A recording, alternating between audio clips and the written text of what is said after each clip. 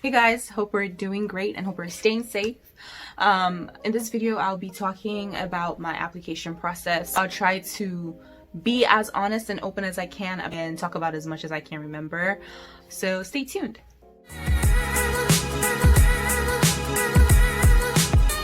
So let's just get into it. As you guys probably know, and I've said a couple times, I applied as an international applicant, and applying to medical school as an international student is difficult for sure. And that's pretty much because most medical schools do not accept international students. It's really difficult. Application to medical school is already difficult as is, and just like being international makes it a lot harder. I would say the hardest part of my application process was the period before applying and the period of waiting. My application process was actually like the timeline, the process was really not terrible once I was able to figure out how to apply. Like, I was very meticulous in choosing the schools that I applied to, and just preparing everything. I made sure to apply early. Like, I looked and I read up on so much stuff, guys. Like, I did so much prep before applying. So that was the hard part. The hard part was just me thinking over and over again about like my prospects of getting in, if I would get in, like talking to people, getting my application set up, like my personal statement, just doing everything prior to that was the hard part.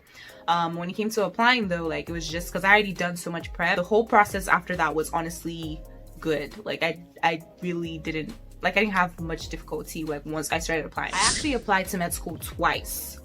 It wasn't like twice because the first time I stopped very early. Like, I didn't even do secondaries or anything. I just stopped the application and then I moved it to the year after. So let me just talk about it a little bit. I graduated in 2018. That was my senior year. So in 2017, around like junior year, leading up into senior, like pretty much the summer of junior year, that's when I kind of started applying to med school. Prior to this, I had already written my MCAT. I started studying for the MCAT like December of 2016. So that was kind of like my my junior year. So after the fall semester of junior year, that's when I started studying for the MCAT. I was studying for that. I was a TA for a couple classes like biology and physics. So going through things wasn't really difficult, and chemistry wasn't hard for me either. So I actually kind of like chemistry. I've been tutoring chemistry since I graduated college. So going over the sciences wasn't too difficult for me in terms of the material, right? Kind of knowing the material is different from like actually taking the exam. Like, you could know the material and still not do well on the exam. Like, you have to make sure that you practice and like know how to time yourself and stuff like that. But that's a video for another day, okay? But yeah, so like pretty much going through the material like wasn't too terrible for me. I just had to like keep reviewing a couple things. So the MCAT pretty much came. I took the MCAT around May 2017 the first time, and I started sending out my applications after I took the MCAT. And I waited for it to come out. It came out in like June, and at the time I think I'd already sent out my application, like the primary application. So I wasn't happy with my MCAT score, so I decided to retake it, specifically the critical reading section. I get terribly on critical reading. It's just terrible, okay? And I wasn't of course feeling good about that. So I decided to retake the MCAT in September and just kind of call it quits. Like, I just wanted to just pretty much stop the whole application and just reapply the next year, because in my mind I'm definitely going to do better than the first critical reading. Like, critical reading was poor. It was a 122, and I was like, you know what, if I put in the time, if I put in the energy, like this summer I should be able to bump that up to like a 124 at least. Well, ideally like a 126, 127. I just had to figure out like the methodology behind critical reading. So, I was like, yeah, I'm gonna be able to do this, so it's fine. Like, a gap year is not gonna kill me. It's safe for me to just move my application. So that's what I did. When September came, I took a class for the critical reading actually. When September came and I retook the MCAT, I scored the same thing. I actually dropped 1 point. I dropped 1 point in cars. I improved on a different section, but I dropped 1 point in cars. So I did worse than in cars, even though I had spent pretty much the whole summer preparing for critical reading, and I had the same score in both, both of them. So I don't know, it was just really devastating, guys. I can't begin to describe how devastating it was, like scoring the same thing twice after so much work I put in. And it was at that point that I started getting I was really defeated, because I just felt like I couldn't really get myself to retake the MCAT, or to like be in the mindset to retake the MCAT, because after I didn't do well the first time, I was like, yeah, it's fine. Like, I pretty much picked myself up, dusted it. I was like, you know what, I'm gonna do much better the second time. Like, this is just a little setback, I should be able to do better in the second one. And so I had so much hope for the second one. And I just didn't see myself not doing well. So when that happened, I really broke down. Like, I remember that day I called my dad just crying, and he was like, this is not the end of the world, girl, chill, you need to relax. I lost it, guys. But that would be, again, a story for another day. My MCAT experience would be a story for another day, because I could talk on and on about it. But anyway, I just, because of how devastated I felt, like I spent so much time researching on like how to get into those stats, like, what do I need to do? And a lot of the tips out there at the time was just like, there's schools that do accept low stats. You need to make sure other parts of your applications are good. Like, you have to apply early. Like, there's just all these little tips here and there. Some of them could apply to me, some couldn't, because I'm international. So sometimes it'd be like, you could apply to this school and that would be helpful, but like that school doesn't accept international. So it was just, I could not do that.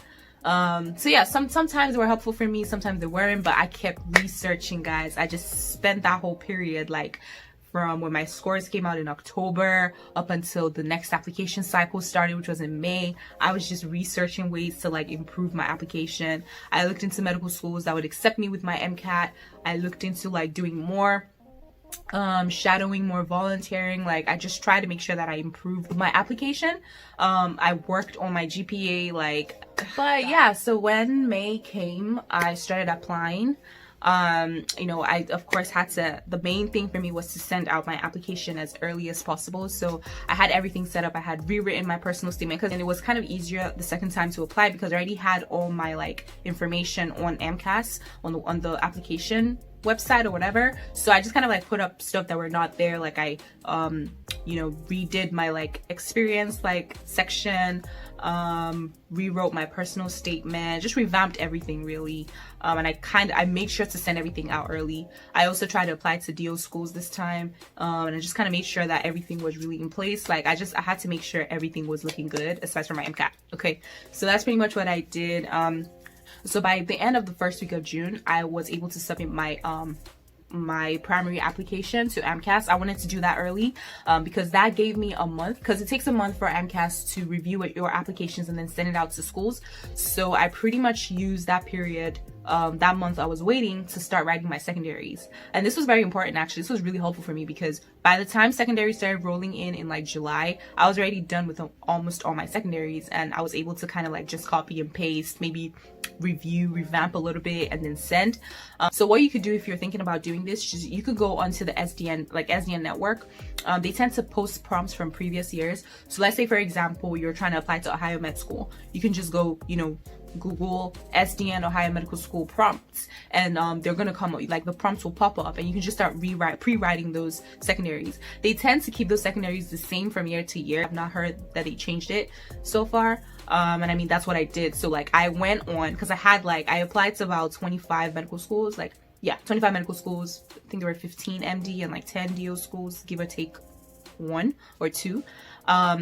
And so I went literally searching for the prompts for each school, and then I kind of like grouped each prompt into like a specific category. So some schools will ask you for like a diversity essay. Some schools will ask you for like a why my school essay. Some schools will ask you for like an adversity essay. So depending on, I mean, they're phrased in different ways. They ask them in different ways, but it's really the same thing they're asking. So I was just able to kind of like make my essay, or write my essay to fit one thing. So like, if this is a diversity essay, I just put, okay, Ohio Med School is asking for diversity, I'm just gonna put it on here. And I made one essay, and when it was time to submit, I just kind of like, reviewed it, just made sure that each prompt is directly asking the question that it's asking, so I'm able to like just copy and paste and stuff. So just a little bit of like reviewing, editing, like all of that before actually sending in the application. But I already had the material to work from, and it saved me so much time when secondary started rolling in, because once they came in, I just copy paste and I send. And so the whole purpose of doing that was just so that I could make sure that, you know, my applications get sent early. Like I just wanted to apply as early as possible. For those applying to like MD schools, this is one thing that I didn't do and I still regret up until today. The Casper test. I did not know what a Casper test was. I did not have that in my to-do list at all. I had sent out all my applications. I thought I was good to go, like just to see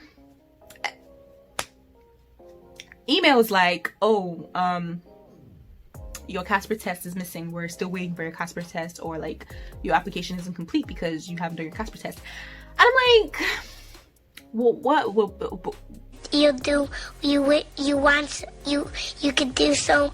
But what is a Casper test? Like I had never ever heard of a Casper test, and I was so upset, guys, because like I said before, I really was trying to get my application out there like as early as possible. That was the main goal for me. And so just to have that like disrupted because of a Casper test that I did not hear of was upsetting. So don't make that mistake. You can also use that month of June to try and like, as you're waiting for MCAT to like review your application and stuff, you can use that period to write the Casper test. If you don't know the Casper test, it's kind of like, to be honest, I would just say Google it, because I'm not going to be a very good, I don't remember a lot of it, but it's like a behavioral test. It's kind of like doing the MMI interviews. They ask you like, you know, they give you like, they show you a couple videos of like a scenario, and they're asking what would you do if this was you, how would you respond? You're supposed to answer that within like a certain time, and you're typing, and they're recording you. It's like an online exam. It was just a lot. So I would just say go look at it, go Google it, so you have more like a better idea of what the Casper test is. But that's something most schools ask for, at least at the time. A good number of my schools were asking for that, and it was a requirement. And so I had to now like figure out times to write the Casper test. And because of that, it takes about a month for the test for your test to be graded and sent to schools. So I had to wait like an extra month or even two, like, and I hated that. So you definitely use the period of June to take the Casper test if you can, because by the time the MCAT starts getting sent out to your schools, your Casper test is coming in as well, and you can just send that out as well. All of this is just so you can apply early, really. That was like at least that was the major thing for me. So some schools didn't really require me to have the Casper test, so they got my applications early, and by August, guys, I got 2 interviews. Yeah, that was so exciting. Like I just sent out my secondaries like by July. I think that was when I was done sending out secondaries. I still had a few to send out in August, but I already got 2 interviews, and I was like, all right, this is looking great. You know, it's looking good so far. So I had the interviews set up like late August. They're pretty chill, to be very honest. I really didn't have like an MMI type interview. One of the interviews was more like rigorous. The other one was like super friendly. But I did enjoy both of them. I enjoyed meeting the students that I met on both interviews. So it was nice. And when I was done, like I was feeling pretty confident about it, but I didn't want to jinx it. I was like, you know what, let me just wait and see. I'm not gonna jinx it, but let's just wait and see. And so at the time while I was waiting, I was also like trying to like get a job, because it was my gap year. I wasn't really doing anything. I was just applying for jobs, and it was just really difficult that period too, because it was hard applying for jobs as well as an international student. It was hard. And my, like, you know, as an international student, you get like only a couple of months to find a job after you graduate if you're gonna be in the country legally. So my time was drawing near, and I was like, oh my goodness, it's getting close. I need to get a job.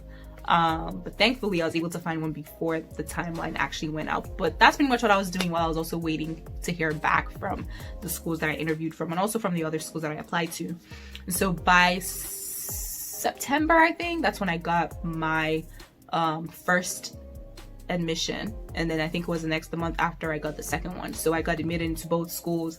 Very excited about it, and that pretty much made the rest of my application like just easy because I wasn't worried about not getting into med school. I was already in. I wasn't really worried about the other school that I applied to because I'm already gonna be a doctor. So it was just nice. The rest of the like process was nice. I kept getting rejections upon rejections and rejections and rejections after the 2 acceptances, but they didn't really get to me because I was already in. So you know, it was nice. It was nice. And I was working that period. So like everything was cool. I was just kind of like preparing myself for med school, getting things ready and set, and just kind of enjoying the rest of my gap year. That's pretty much what I did for the rest of that year. And also the year after. So yeah, I mean, it was nice, to be honest. I think by February I got into another medical school, but it was like a conditional acceptance. They wanted me to kind of stay to do like a program for like a year or 2 before actually starting medical school, and I of course didn't want to do that because I was already I'd already been accepted. So I was like, thanks, but so yeah, that's pretty much what my application process was like. I pretty much moved closer to school, and here I am, my 2nd year. And it's amazing. But yeah, so that's pretty much what my application process was like. I kind of like didn't include a couple bits because I don't want to make this video too long, but I will at some point talk about my MCAT story, because that baby, that is a whole different experience on its own. Like, it was till today, guys, till today. That MCAT, oh my god. I don't think I've taken, well, when I take the step, then I'm gonna come back and revise the statement if it needs revision. But I don't think I've taken any exam as stressful, as infuriating, as discouraging. Like, I'm trying to think of the word, but it's just not coming to my head right now. But the worst thing you can think of, like, I just don't think I've taken any exam like the MCAT. All right, when the step comes and goes, I'm gonna let y'all know. But till today, guys. So that's gonna be a story for another day. Hopefully you guys will tune in to watch that one. But yeah, that's kind of pretty much all I have. About to head back to studying, and I'll see you guys in the next video.